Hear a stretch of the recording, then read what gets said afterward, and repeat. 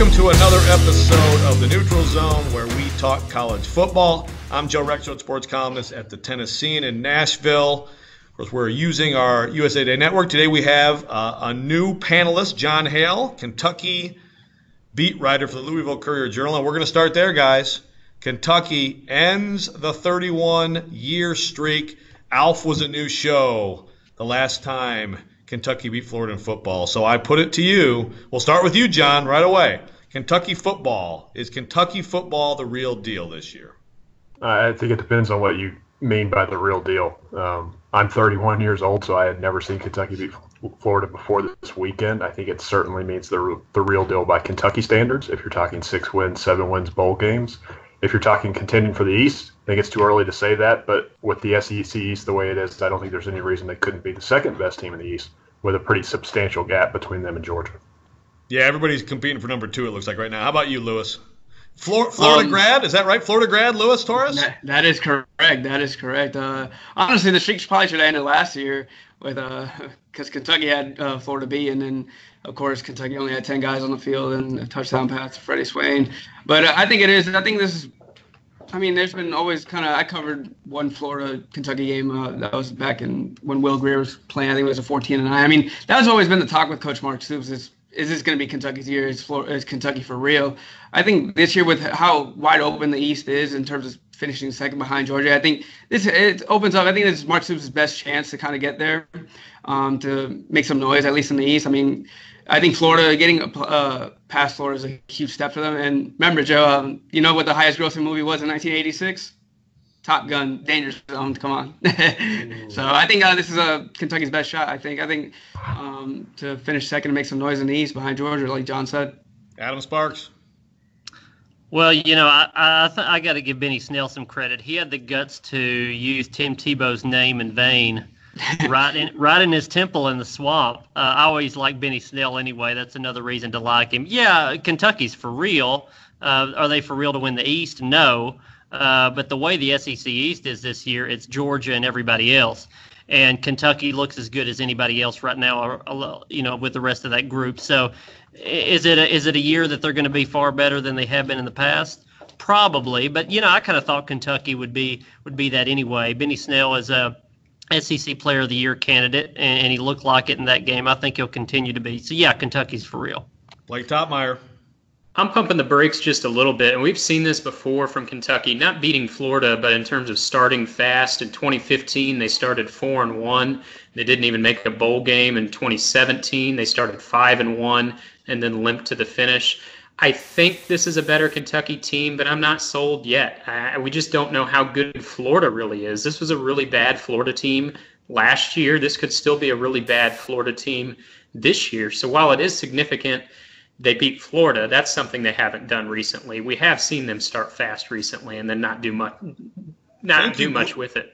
I'm sorry. Thank you, Blake, for saving us with the Florida as trash take. I was waiting for someone to hit the low-hanging fruit there. I mean, Benny Snell's a great player, but 175 yards on 27 carries. If one thing you think you can count on every year is Florida's defense to be good and solid, and boy, that's big red flags on that one. All right, let's go to targeting, guys.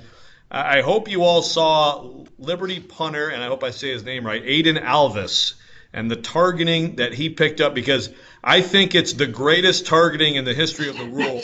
Like, he actually put his hands down and basically went billy goat on a guy. Like, it's a punter, and I guess it's like, look, man, if I'm going to target, I'm going to target all the way. Question for you off that, where are we with the targeting rule? Are you guys comfortable with where it is right now? Has it gotten any better? Let's start with you, Blake.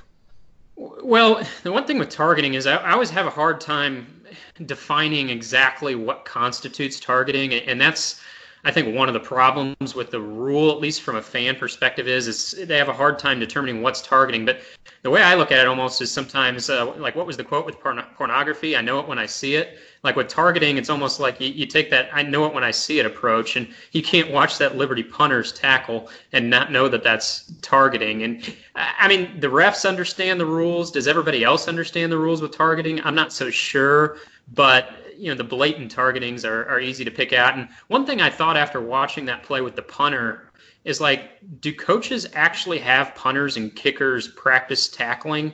I bet most don't. And so this is a guy that probably, he only gets to tackle when it comes game day, and even then it's just an emergency situation. So that's one thing that made me think is maybe coaches probably need to have their punters and kickers practice a little bit of tackling.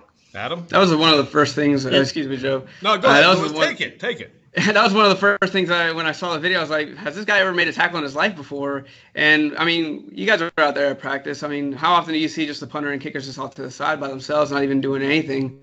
The only time you actually have them see making a tackle is either on kickoffs or on any punt returns. And this guy, he's basically just torpedoed himself into the tackle. He could have broken his neck. I mean, I think what Blake said, it's kind of, we don't actually even know, I think, our fans don't know what constitutes the targeting, if especially with people getting ejected. I mean, it's just been, I think, more this year. I mean, the first couple of weeks, you kind of saw people were more confused if you just go on social media. Oh, that's not targeting. Okay, that's targeting. So I think there's still more that needs to be kind of explained on what it is. I think that's just how it is now. This is the best thing that ever happened to Aiden Alvis. These punters and kickers never get any credit for being physical at all, for being tough on a football team. And, this guy gets kicked out of a game for doing something too physical. This is like going to prison and, you say, what are you in for? And usually the kicker has to say, shoplifting. He's in for murder this time. He nearly murdered someone with his head. So now I only wish he had the helmet without a face mask. That would have made it far, far better. But I don't like targeting right now because I don't understand it, and I don't like anything that I don't understand. And I don't think officials completely understand it either, because if you look game to game, it seems to not be it seems to be different for each game. And so I think there's still some kinks to work out with the rule. I don't get it. I don't understand why people are so obsessed with targeting. I mean, it's a violent game, and I understand the head injuries. That's what we need to do. So if it's borderline, I say go the way of maybe being too aggressive with the flags. That was a really stupid play. Like, he could have killed himself. He could have killed that other guy. In Kentucky's first two games, I think 3 guys have been ejected for targeting between the two teams. And every one of them, I thought, even if it was borderline, why not? The more you do, the more it's going to teach these guys to avoid hitting themselves, hurting themselves, and hurting other people too. So I'm all on board with targeting.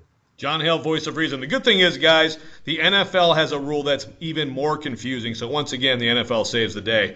All right, let's finish up with Willie Taggart, Florida State, getting pounded at home by Virginia Tech. Then they have to have a dramatic comeback to beat Samford. That's not Stanford, that's Samford at home. Meanwhile, Jimbo Fisher, I mean, I've never seen a happier team or fan base after a loss than Texas A&M right now, after they really pushed Clemson, a terrific game. If you're a Florida State fan right now, do you feel like things have just turned for the worse? What do we think about Taggart and Jimbo at this point? Adam, go ahead. Well, I'll take this one first. First off, they didn't lose to Samford. They nearly lost to Samford. It looked like the curse of Bobby Bowden. You vacate my wins, I send my alma mater to beat you. Former Samford player there. But yeah, I mean, if the worst thing that happens to Willie Taggart is he almost loses a game, and the best thing that happens to Jimbo Fisher is he almost wins a game, I think that's kind of hard to judge either of those guys. Willie Taggart was a good coach at Western Kentucky. I covered a few games with him, of him when he was there. He's a good coach. He's come through the ranks enough now. He'll turn that thing around. A month from now, we'll forget about this game because, again, they won the game, and that's all that really counts. Lewis? Willie Taggart has a career losing record. I mean, I wasn't sold on that hire from the start. He had one good season at South Florida, but you look at his career resume, and I just thought the buzz around Willie Taggart was a little bit strong from the word go. And I think Jimbo Fisher, I mean, he's someone that's proven his credentials. I think this is going to be a bad swap for Florida State, and it's going to be a good gain for Texas A&M swapping out Kevin Sumlin for Jimbo Fisher. Well, I think one of the things that kind of the Willie Taggart hiring to me was kind of, I thought they would go for someone who was more proven, like Blake said, but I think he had to do a complete rebuild at South Florida. South Florida was not.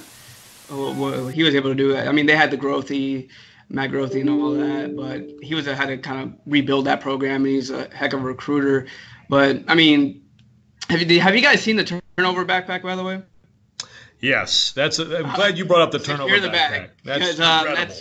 that's probably one of the worst ones. I know we had last week all the talking about all the turnover chain, turnover thrown, but turnover backpack is probably the worst one. But I just thought they would go for somebody more proven than Willie Taggart because, I mean, it's his third program that he's had in the last 3 years. And like Blake said, Jimbo won a national title with Jameis Winston there a few years back, so he was a proven guy. And I think he might have more success right now this year for A&M, but I think Florida State will be fine. They have the players, they have the athletes, but I think both teams are going to be fine. If I can just add on the turnover backpack, it might be bad, but the turnover dumpster, I think, is still takes number one prize in terms of bad turnover gimmicks. Like, you don't want to secure the bag every week. What do you think, John Hale? I'm with Adam. I don't understand the early kind of wringing of hands. I mean, this is not a good Florida State team last year. They had to beat a bunch of bad teams down the stretch to get to a bowl game. They've got the schedule kind of set up over the next 3 weeks to maybe build some momentum. I know they come to Louisville in a couple of weeks, and Louisville's got issues of their own. I think they've got Syracuse and Northern Illinois maybe before that. So Willie Taggart's going to figure it out. Jimbo Fisher knew what he was doing, getting out of there and going to Texas A&M at this point. I think they both end up doing fine. But right now, it's, as Adam said, if only almost losing is the worst thing that happens, then that's fine. As Adam said, that was the key to that whole statement. That's all I really heard. Fair enough. All right, there we have it, guys. I've got to say, because the rest of us are a bunch of Neanderthals making fun of a targeting that could have hurt someone, and John put us in check. John Hale is this week's winner. Congratulations, John. Thanks for joining the show. Thanks for watching, everybody. We'll be back next week on the Neutral Zone.